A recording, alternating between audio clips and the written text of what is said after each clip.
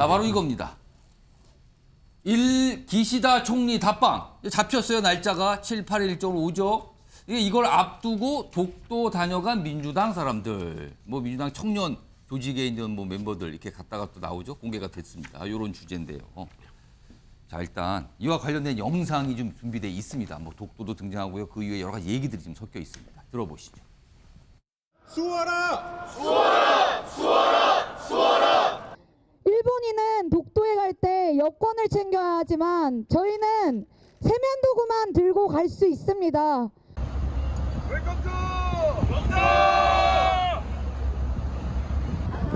우리 청년들의 끊임없는 도전으로 드디어 독도에 입도해서 독도가 대한민국 땅이라는 것을 입증해내고 그리고 그것을 세계인들에게 널리 알릴 수 있는 기회가 됐습니다. 누구보다 열정적으로 독도가 우리 땅이라는 것을 세계에 알릴 수 있도록 노력하겠습니다. 아무리 일제가 제2의 주권 침탈을 하려고 해도 우리는 끊임없는 투지로 이겨내도록 하겠습니다. 독도는 우리 땅입니다. 我が国としては、認められない、こういうですね、対応を取るということについては極めて遺憾だとこんなふうに思っています。 자, 이런 모습이에요. 이 화면 좀 정리했습니다. 자, 일본 전용기 의원 등등을 포함해서 민주당 이제 청년위 소속 멤버들이 독도를 어제 방문했는데요. 그 사진, 뭐 영상 다 공개됐어요. 그러자 일본은 유감이다, 인정 못한다, 일본 영토다, 명백히 이렇게 반응을 보인 거예요. 그래서 우리 외교부는요, 일본 측의 부당한 주장이다, 일축한다. 우리가 자주 쓰죠. 일본이 뭐라고 터무니없는 주장을 하면 우리 일축한다 뭐라고. 그러니까 말이 말 같아야 말을 섞지, 아까 이런 뜻도 있어요. 일축한다는 거에는요. 이렇게 좀 강하게 좀 반박하는 충돌한 모습이 있었습니다. 자, 김영주 전 의원님께. 그러니까 민주당 분들이 독도를 방문을 했어요. 근데 지금 이 시점이 7일, 8일 일본 기시다 총리가 답방을 합니다. 의도가 있겠죠? 뭔가 좀 압박을 하는 건가요? 처음에 접안이 안 돼가지고 다시 그렇죠. 어제 날짜를 다시 잡은 거였어요. 날씨가 안 좋아서 어제 다시 가서 성공을 했다고 합니다. 민주당의 전용기 의원이 청년위원장이고 청년위원들하고 같이 갔고요. 그것은 일상적인 어떤 최근에 들어서 윤석열 정부가 너무 지나치게 말하자면 일본 기시다 정부에게 좀 굴욕적인 저자세의 외교를 했기 때문에, 근데 그런 부분에 대하여 조금 일본이 그러한 관점으로 기시다의 방문이 이루어져서는 안 되겠다. 우리의 자존감과 우리의 주권 의식을 좀 높이는, 제고하는 그런 부분이기 때문에 실제로 우리 외교부도 정당하게 우리 영토임을 선언하고 주권 국가로서 얘기를 할 수 있고, 따라서 기시다가 온다 하더라도 이 부분을 가지고 논의할 수 있는 것은 아니라고 생각합니다. 그래서 이것은 그냥 큰 이슈화 될 것도 없고 우리나라 사람이 우리 독도가 하는 것이 무슨 문제가 되겠습니까? 그렇죠. 네. 우리 영토인데. 그런 정도로 받아주면 좋을 것 같습니다. 자, 그런데 이 사안을 놓고요, 정치권에서 시간을 또 거꾸로 돌립니다. 11년 전으로 2012년 여름이었습니다. 당시에 이명박 전 대통령이 독도를 방문했거든요. 그리고 이에 대한 당시 민주당의 반응, 입장도 좀 있었습니다. 들어보시죠. 대한민국 영토에서 동해에서 동부 쪽 가장 먼 거리에 있는 우리 영토입니다. 그리고 독도는 우리 영토를 지키고 있는 여러분들이 영토도 지켜주시고 또 환경도 지켜주는 그 양쪽 지킴이가 됐으면 좋겠다는 생각하고. 느닷없이 또 독도를 방문하셔서 한일 관계를 이렇게까지 악화시킨 대통령이 없습니다. 우리는 일본하고는 불가근 불가원이라고 함께 할 수밖에 없으면서 늘 대립하는 그런 관계인데, 이미 우리가 스스로 우리 영토로 이미 확보하고 있는 독도를 강조해서 방문함으로써 오히려 자칫하면은 국제 분쟁으로 이게 비화될 수 있는 그런 계기를 만들지 않기를 진심으로 바라는 차원에서 제가 말씀을 드리는 겁니다. 김주혁 위원장? 네.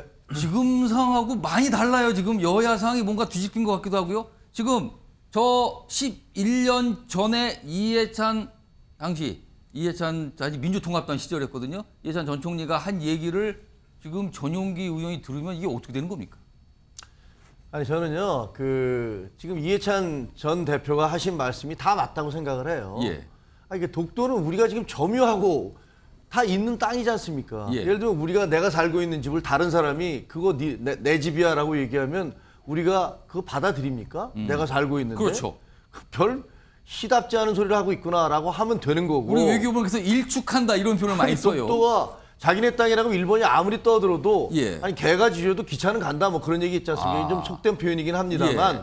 어쨌든 국제사회에서 아무런 인정도 받지 못하는데 우리가 그것을 자꾸만 분쟁 지역화할 이유가 뭐가 있습니까? 예. 그러니까 이해찬 대표 말 맞다나 그런 식으로 자꾸만 강조를 해서 분쟁 지역으로 만드는 것은 어리석은 일이다. 예. 이것은 김대중 대통령과 그리고 이해찬 그 대표도 뭐 똑같은 얘기를 계속 하시고 계신 예. 거예요. 그런데 제가 보기에는 그때 당시에 지금 이명박 대통령이 가실 때도 그게 여러 가지 무슨 독도와의 관계가 있으니까 좀 포퓰리즘적인 그런 부분이 있었고 예. 천영우 당시 수석이 그러시면 안 된다라고 이제 반대했던 걸로 예. 알고 있어요.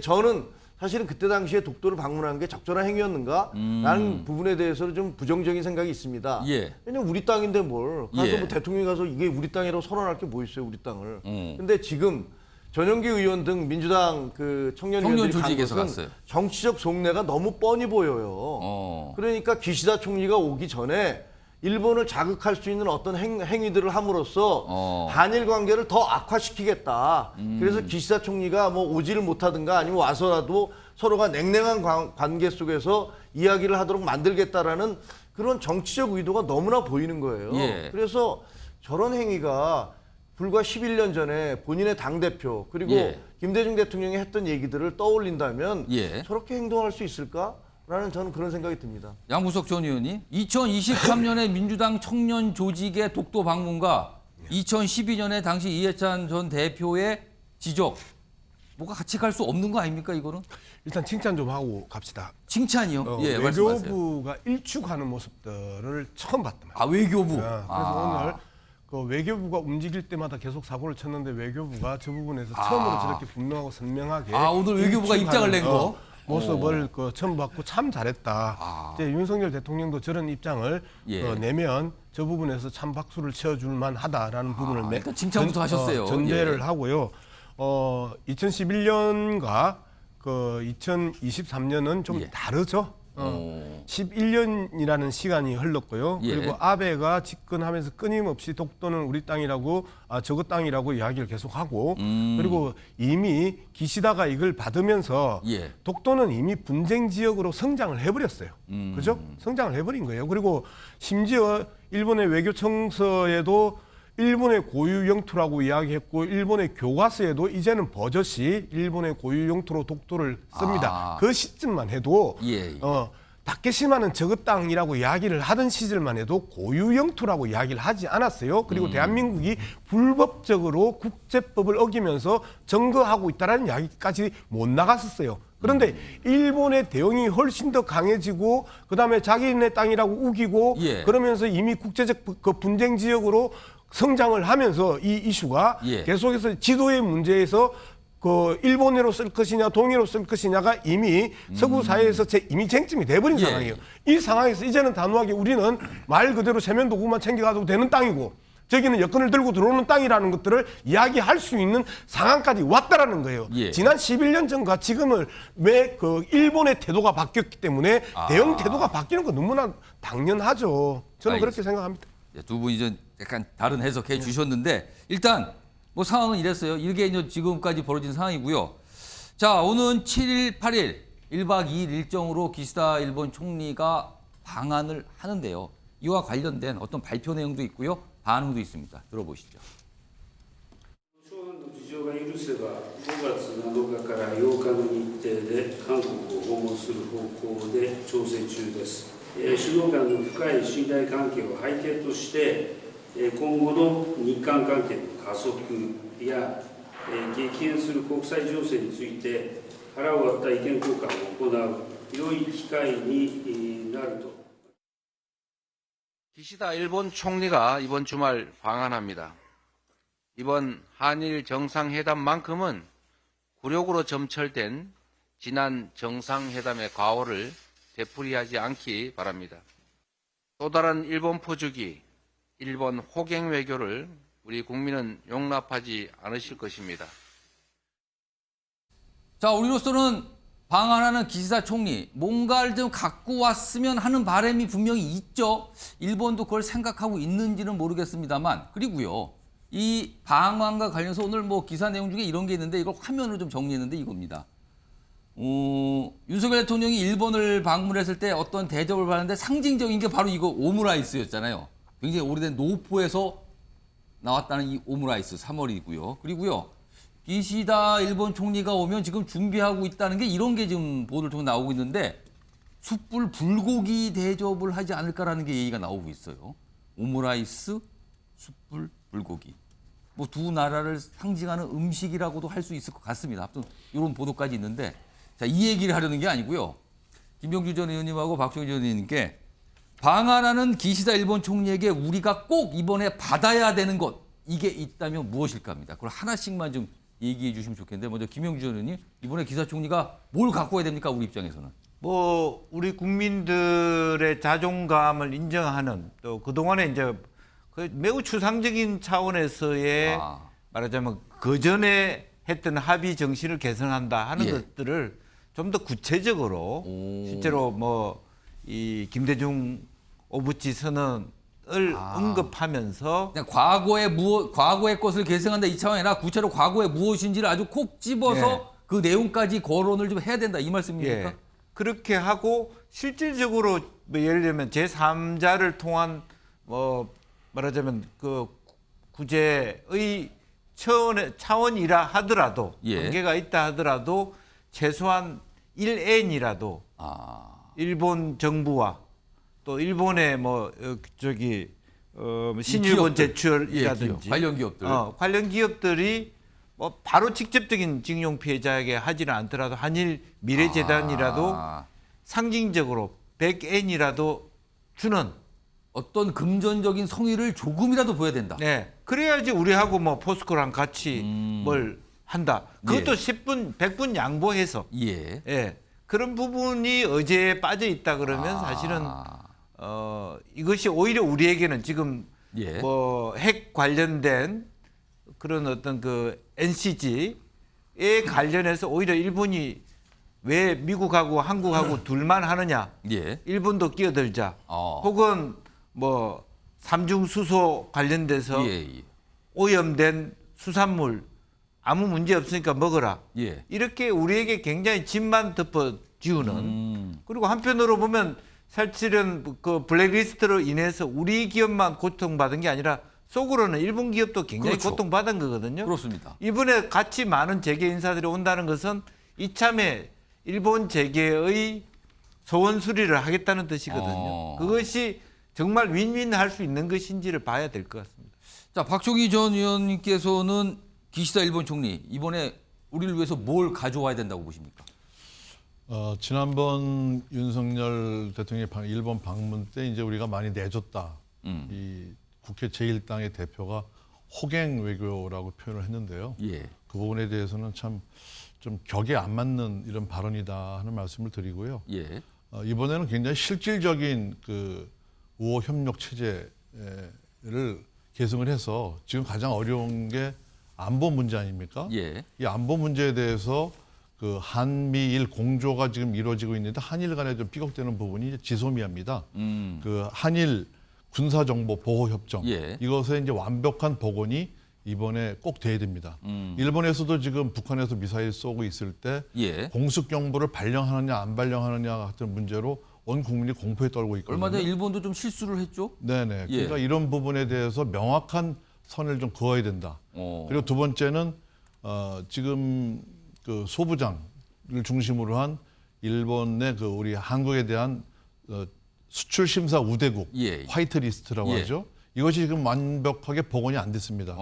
그래서 한일 기업 양국의 기업들이 전부 다 고통을 겪고 있는데 지금 그 반도체 글로벌 공급망 때문에 한미일 공조가 굉장히 필요하고 미국과 중국 간의 대립이 격화되고 있는 가운데 예. 한국과 일본 간의 긴밀한 공조도 필요합니다.